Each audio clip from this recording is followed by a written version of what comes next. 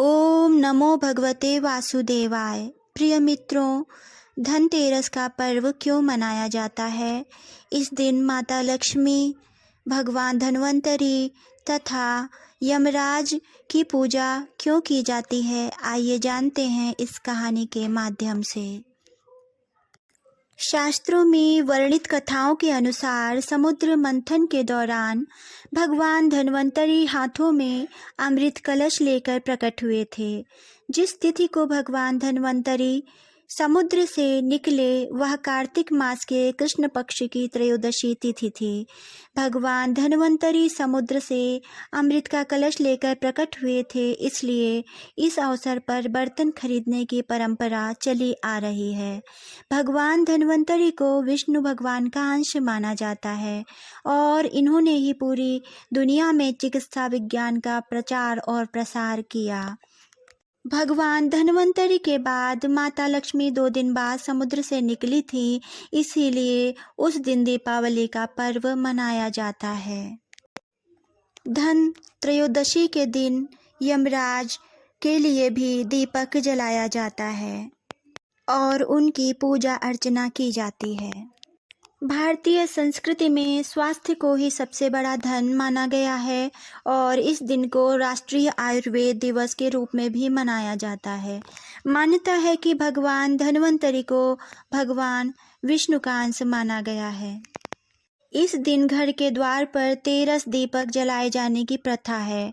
धनतेरस 2 शब्दों से मिलकर बना है, पहला धन और दूसरा तेरस, जिसका अर्थ होता है धन का 13 गुना। भगवान धन्वंतरी के प्रकट होने के कारण इस दिन को वैद्य समाज धन्वंतरी जयंती के रूप में भी मनाता है। चूँकि भारतीय समाज में लंबी आयु और अच्छे स्वास्थ्य को ही सर्वाधिक बड़ा धन माना गया है, अतः भगवान धन्वंतरी और भगवान यमराज की पूजा इस दिन किए जाने की प्रथा चली आ रही है। प्रिय मित्रों, इस दिन मृत्यु के देवता यमराज की पूजा क्यों की जाती है? आइए जानते हैं एक पौराणिक कथा के द्वारा। एक बार मृत्यु के देवता यमराज ने यमदूतों से प्रश्न किया कि क्या कभी मनुष्य के प्राण लेने में तुमको कभी किसी पर दया आती है? यमदूतों ने कहा कि नहीं महाराज, हम तो केवल आपके दिए हुए निर्देशों का पालन करते हैं। फिर यमराज ने कहा कि बेझिझक होकर बताओ, क्या कभी मनुष्य के प्राण लेने में दया आई है? तब एक यमदूत ने कहा कि एक बार ऐसी घटना हुई है जिसको देखकर हृदय पसीज गया। एक दिन हंस नाम का राजा शिकार पर गया था और वह जंगल के रास्ते में भटक गया था और भटकते भटकते दूसरे राजा की सीमा पर चला गया। वहाँ एक हेमा नाम का शासक था। उसने पड़ोस के राजा का आदर सत्कार किया। उसी दिन राजा की पत्नी ने एक पुत्र को जन्म भी दिया।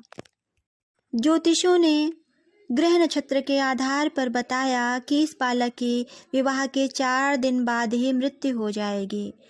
तब राजा ने आदेश दिया कि इस बालक को यमुना तट पर एक गुफा में ब्रह्मचारी रूप में रखा जाए और स्त्रियों की परछाई भी वहां तक नहीं पहुंचनी चाहिए। लेकिन विधि के विधान को कुछ और ही मंजूर था। संयोगवश राजा हंस की पुत्री यमुना तट पर चली गई और वहां राजा के पुत्र को देखा। दोनों ने गंधर्व विवाह कर लिया।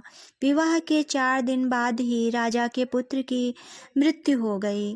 तब यमदूत ने कहा कि उस नवविवाहिता का करुण विलाप सुनकर हृदय पसीज गया था और बहुत ही दुख हुआ था। सारी बातें सुनकर यमराज ने कहा कि क्या करें? यह तो विधि का विधान है और मर्यादा में रहते हुए यह सब कार्य हमें करने ही पड़ते हैं। यमदूतों ने पूछा कि ऐसा कोई उपाय है जिससे अकाल मृत्यु से बचा जा सके? तब यमराज ने कहा कि धनतेरस के दिन विधि विधान के साथ पूजा अर्चना और दीप दान करने से अकाल मृत्यु नहीं होती। इसी घटना के कारण से धनतेरस के दिन भगवान धन्वंतरी और माता लक्ष्मी तथा यमराज के कथनानुसार दीप दान किया जाता है।